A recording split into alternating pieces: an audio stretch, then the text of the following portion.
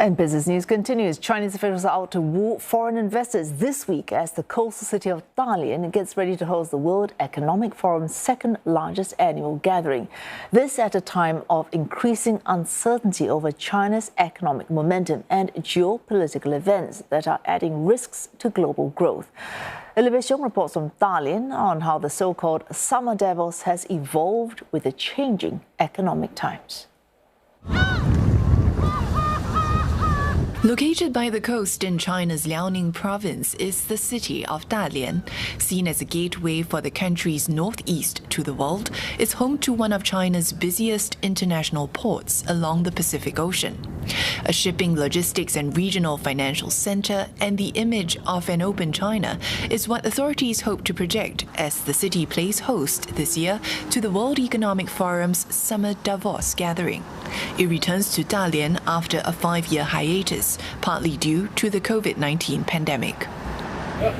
This year will mark the 15th edition of the Summer Davos gathering, which has traditionally alternated between being hosted here in Dalian and another port city in China's north, Tianjin. It's been a regular feature of the Chinese calendar since 2007, just prior to the global financial crisis and Beijing hosting the Summer Olympics in 2008.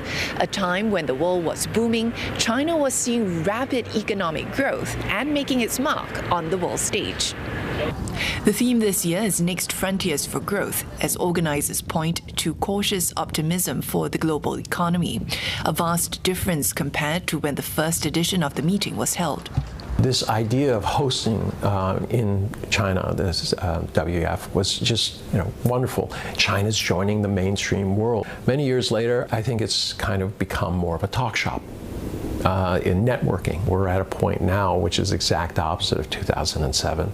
Things are very pessimistic. You have geopolitical contest, and because of that, things are gridlocked. But analysts say talking is better than not at all, with organizers expecting discussion to focus on the global economy and the potential of technology. The forum also part of a broader calendar of international forums in China, including those in Beijing, Hainan, and Shanghai. I don't think you can say, oh, this is the most meaningful or least meaningful. What it is, it's in this basket of people-to-people exchanges at a high level. They're doing it. They're continuing to have conferences and trying to bring people in and expose them to their peers here to get a picture. And that's the heart of people-to-people diplomacy and why these types of things matter. They're not going to abandon this. They don't have that many windows, and this is one of them, and they're going to keep it open. These windows will take on greater importance this year for authorities to reach out to the international business community after a slump in foreign investment inflows and as unemployment creeps up.